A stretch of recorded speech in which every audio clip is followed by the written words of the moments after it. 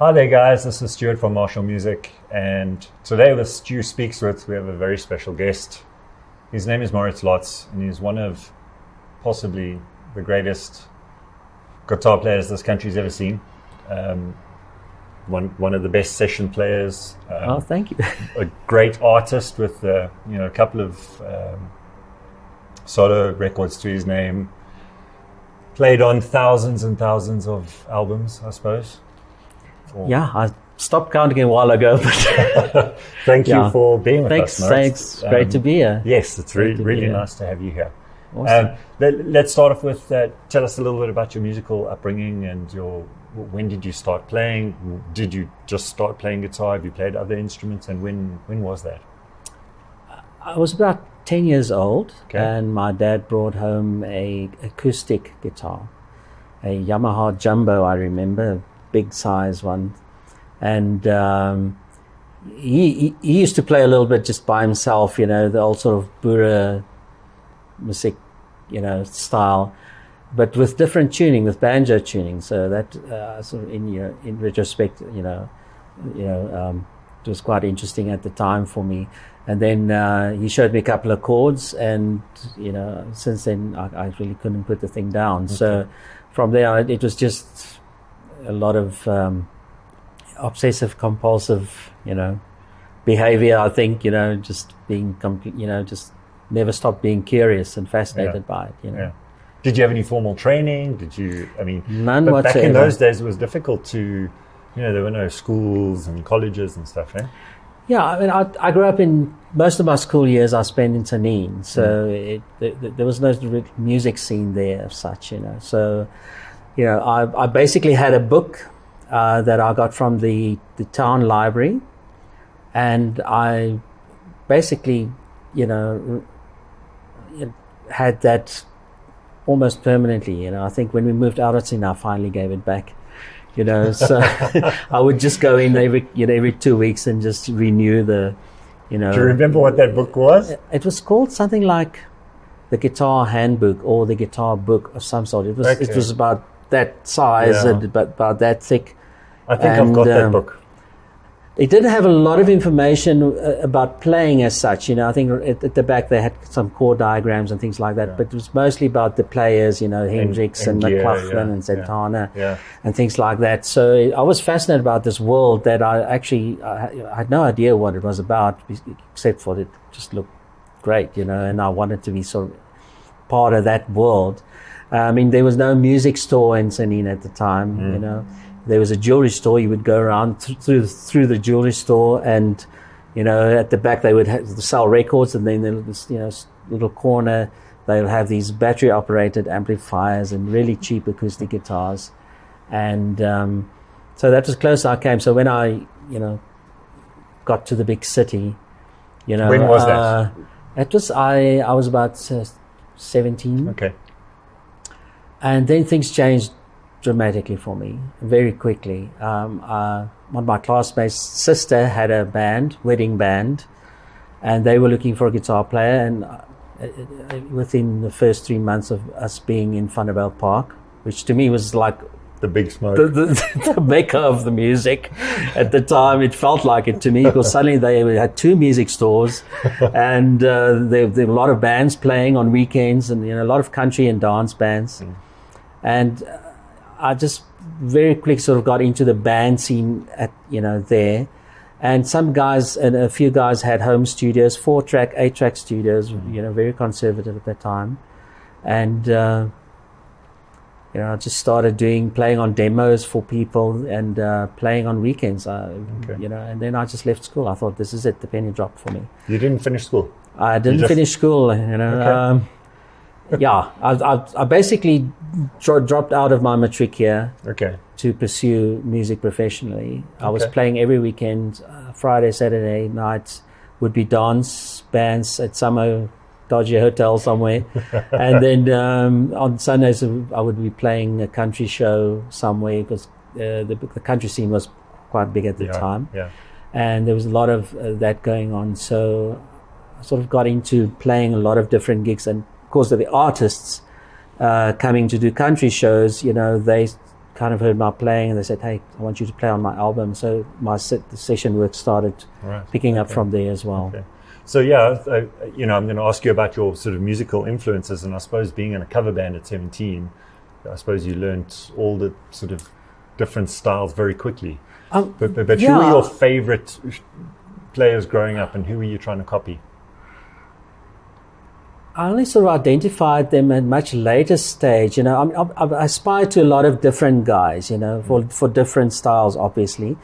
The earliest I remember, and I was a big Trevor Rabin fan from the Rabbit days already. I was at school and I was, listened to Rabbit albums. I thought, hey, I want to play like this guy. Obviously, David Gilmour, a lot of guys that I heard on radio, because I didn't own a lot of different rock albums per se. Obviously, Brian May was, there are a lot of the bands that I heard on record, but and some on radio and so. But for me it was more, obviously Van Halen also, at the time, but it changed a lot. As you evolve, hopefully, or as you sort of get into the guitar thing, it's just an ongoing journey. So you learn about a lot more players and so on. So Steve Lukather was an early influence for me from the Hydra album, and then along with Trevor Rabin, Dave Gilmour, a little bit of Clapton here and there, but not a lot. And then I discovered a lot of the country guys. Jerry Donahue at the time was a big influence. He used to do all those pedal steel kind of licks on the telly, just behind the nut bends, which was me like, wow, So, and I always wanted to, because I was playing a lot of country gigs, I always sort of aspired to also making the guitars trying to sound like a pedal steel as much as I can. So I tried to learn some of those tricks by ear, and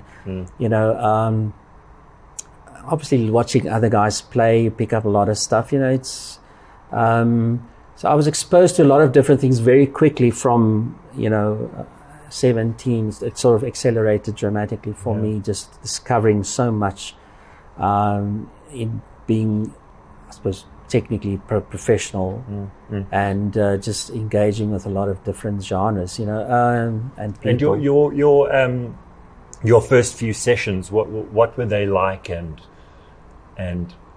what sort of projects were they?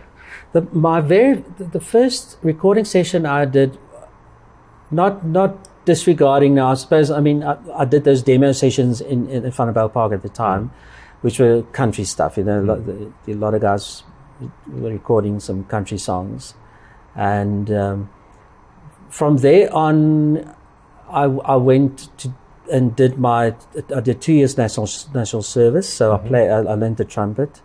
I was already dabbling a little bit of drums and things like that as well. So I was playing drums for a little while because I was fascinated. I still am. Not that, I would never hold down probably. I probably can hold down a basic, straightforward beat. Yeah. But I will certainly not be. Nico Luyuta's not worried. No. Okay. But long story short, so I did my first sessions when I was in the army. I joined the medics band playing trumpet, and then I was doing guitar in the dance band. Playing functions while busy with your national service and things like that. And then the keyboard player in the dance band, Ben Skitter, the late Ben Skitter now, passed away quite a few years ago. But we sort of bonded, because we were into contemporary music, at the time. And we did a lot of jam sessions. He got me into playing on a project or two that he was producing for someone, because I was in Vertrekkerwigte in Pretoria, so. And that's how I got into a studio or two in Johannesburg playing on those albums. So those Afrikaans albums. Yeah. And then after that, my first official big session was when I've just finished my national service. A guy called Lee Magnum's country singer at the time. He was doing a lot of country gigs. I used to see him on the gigs when be on stage together. And he said, I want you to come and play on my album. And then in the meantime, a producer in Joburg heard a demo I played on, so it sort of was a double whammy for me at the time. So I got phoned by the producer first, saying, look, I heard you're playing on this demo. I would like you to be on Lee Magnum's new album. He's executive producer. And the next thing I knew, I was in Joburg, and it was a live session. There was a lot of that going around, which I think happens a lot less nowadays, which was fantastic for me. But I mean, it was like studio heaven for me. It was Sutbell Studios in Johannesburg.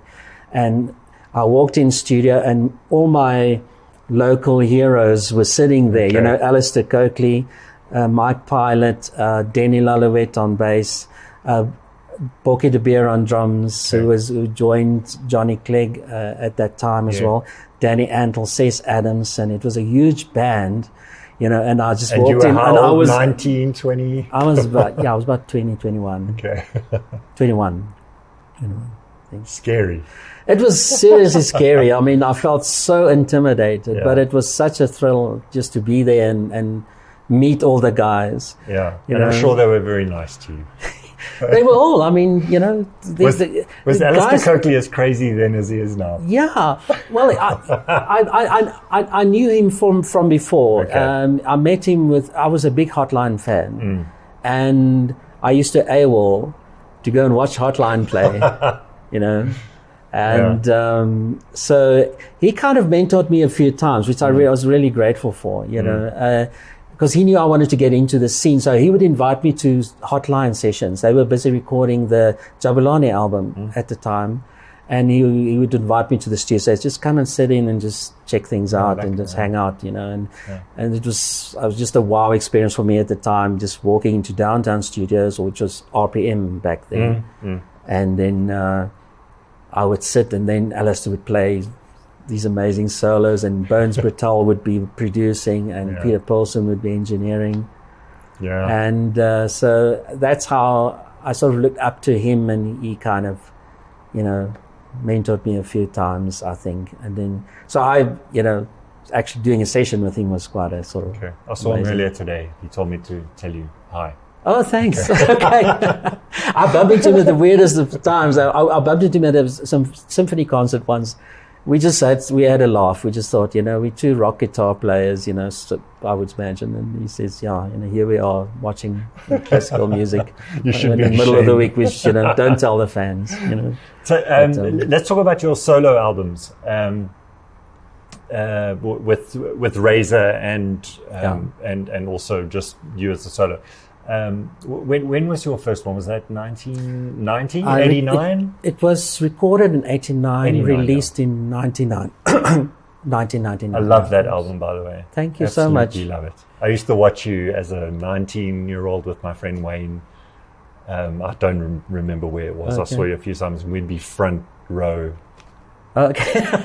Well, I'm flattered. What do you mean old? I bought my first Ibanez. Okay. Because of you. Oh, thank you. From my friend Wayne in 1989. Okay. Yeah. Wow. Small world. Yeah. Well, nice to see you again.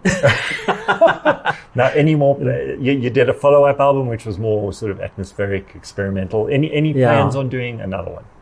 I did. Well, there was up to date. I've done probably 4 official solo albums, and I would say, with 2 others that were collaborations. Okay. Yeah. There was the 16 Razor came first, then Turning Point, early 90s, and then late 90s, just before the millennium hit us. I did Earth Tones, which was it had a strong sort of world music influence.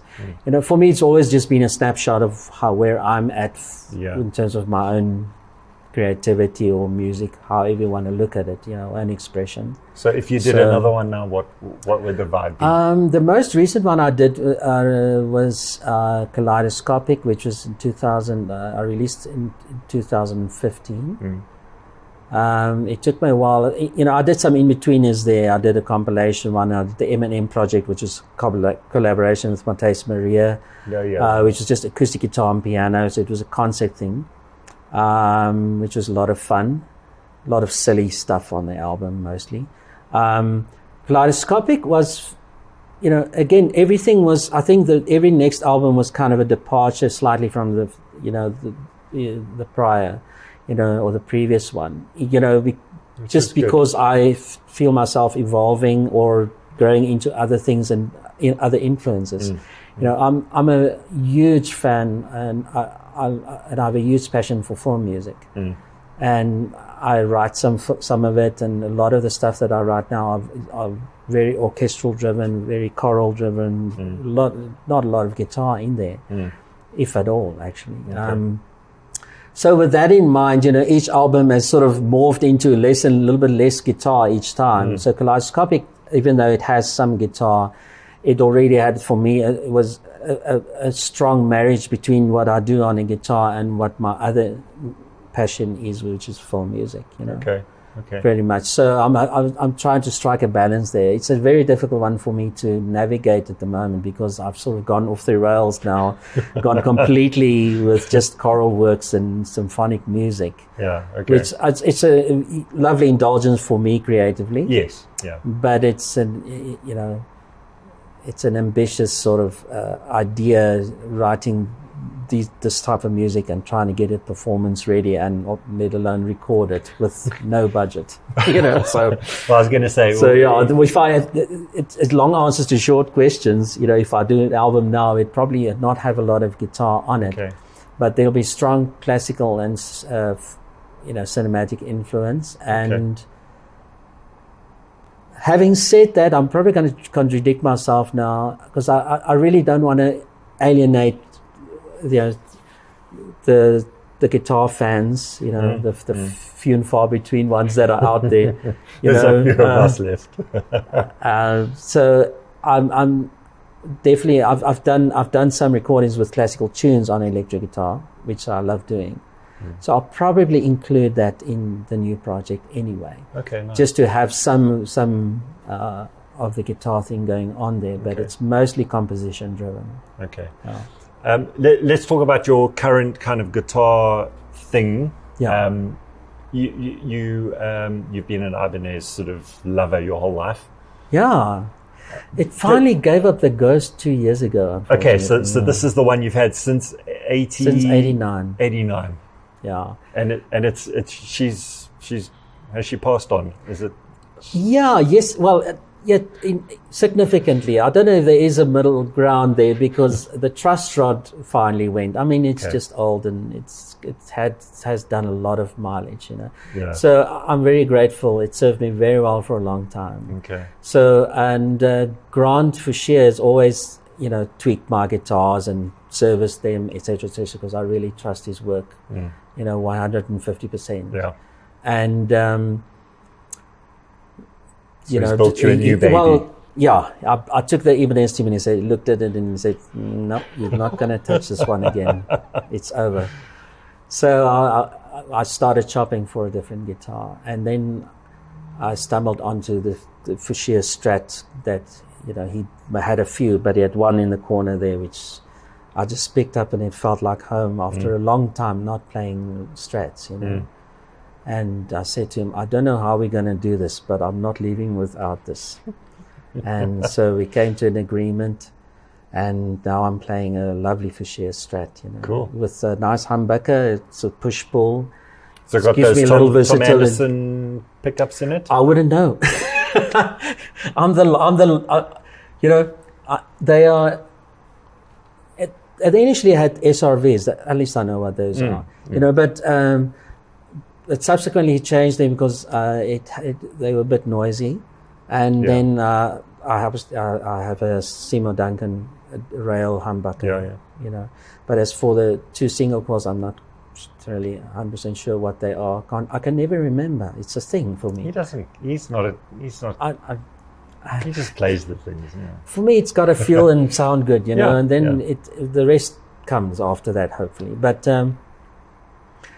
Yeah, but I'm enjoying it very much, and it's really serving me well now as my new workhorse, along with they're great guitars. A Korean Gretsch, which I bought as well, and then so those are my two electrics that I pretty much either do sessions work with, and mostly use the for shear on gigs, depending on if it's a jazz gig of some sort, then I'll use the Gretsch. And now tell us about your famous old Taylor that has a massive hole. It had a massive hole which Andy McGibbon fixed for me, which I really think it does amazing work. So he fixed it for me. The mic stand went through the guitar, and then it had a big hole at the back. So that got fixed eventually. I think they redid the bracing at some point as well, because the poor thing is just taking a bashing. And not too long ago, I'm afraid, a second hole appeared. I can't say I'm proud of it. That was entirely my own fault. Okay. I was about 10 minutes to showtime at Atterbury Theatre, and I quickly wanted to go backstage to tune up. And I was holding my guitar in front of me and not looking where I was walking. I walked straight to a couch which had an armrest, which had a steel frame. So the steel frame went right through the side skirting, whatever you would call it, and made a nice big hole. Ironically and miraculously, that it still sounds. I gaffer taped this thing just to be able to do the gig. Just so that it just wouldn't fall apart, because the wood was like doing this. And I thought, oh yeah. All right, so maybe in the new year, maybe a new Taylor. Maybe. Let's think about that. I'll definitely consider it, because I love them, But this one's been played in so much. I mean, it is in a sense irreplaceable for me now. No, for sure. It's come. I bought it in 1999. Yeah.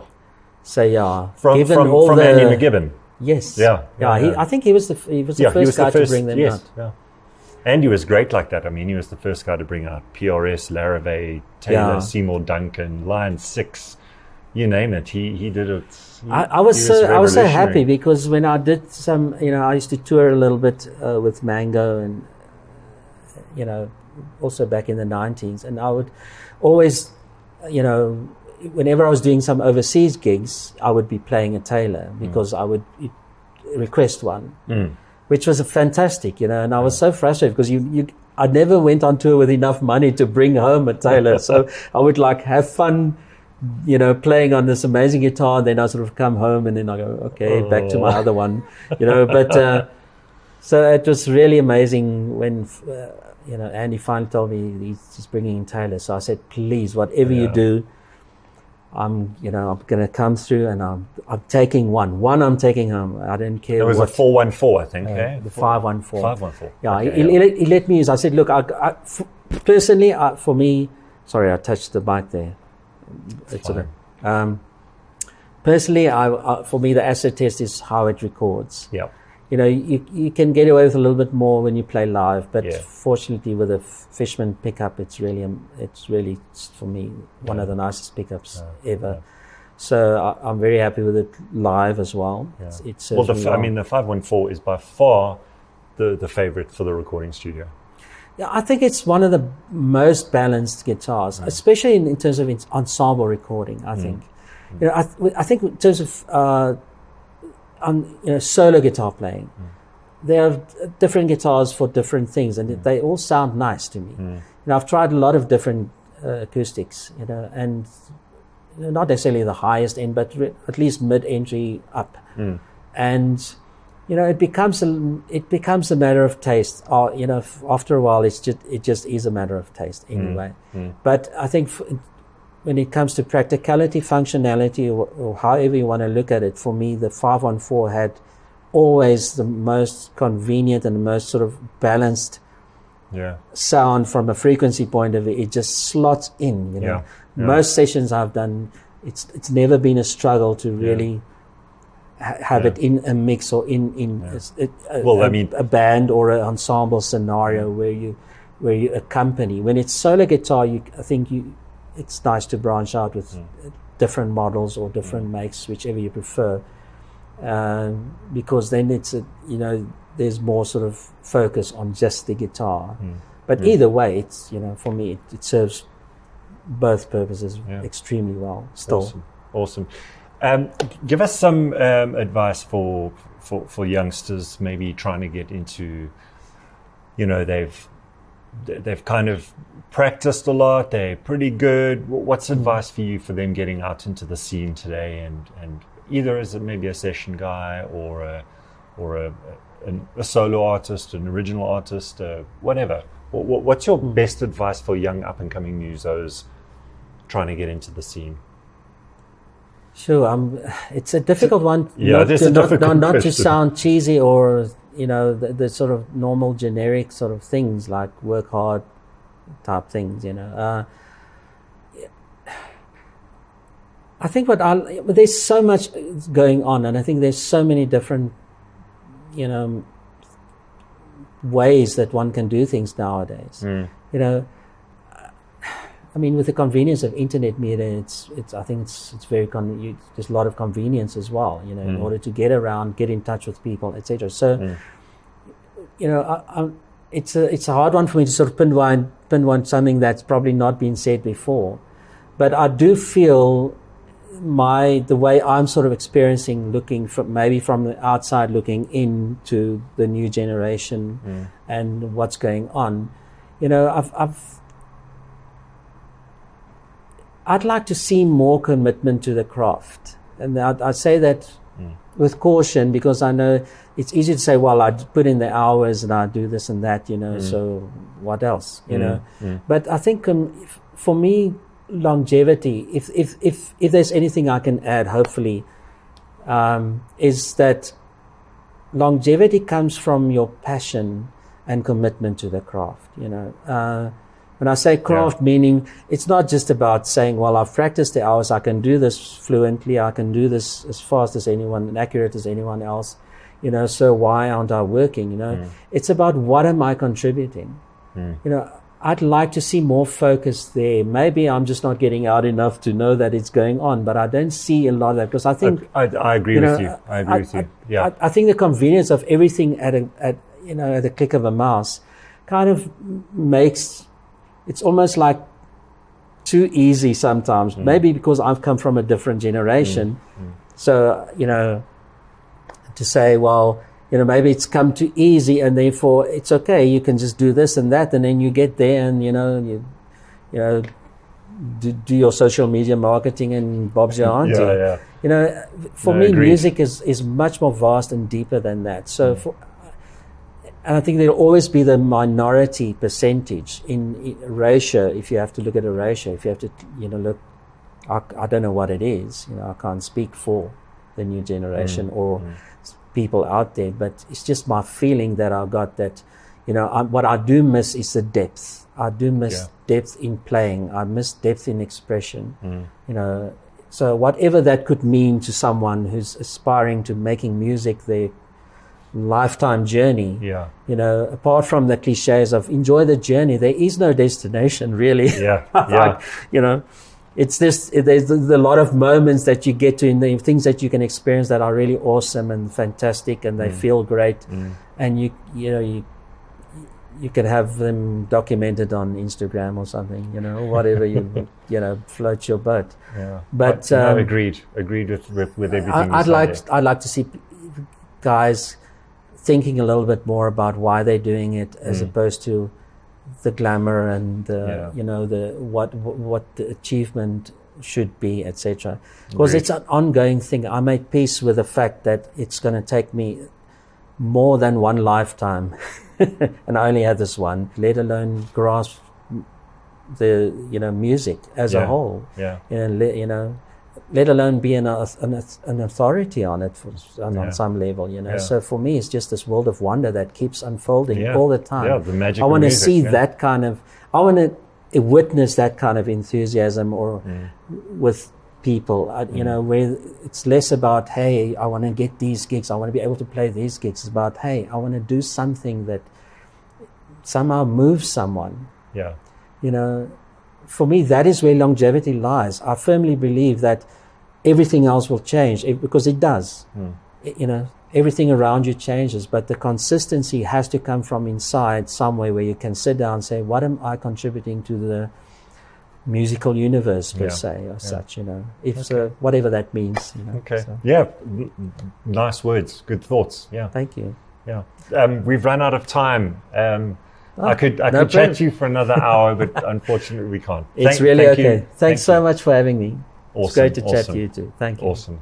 All right, guys, that's all for now. If you'd like to find out more about Mauritz Lotz and what he's up to, please click in all the links in the description below to find out everything that's happening in his very talented, wonderful world. And that's all for now. Cheers, guys.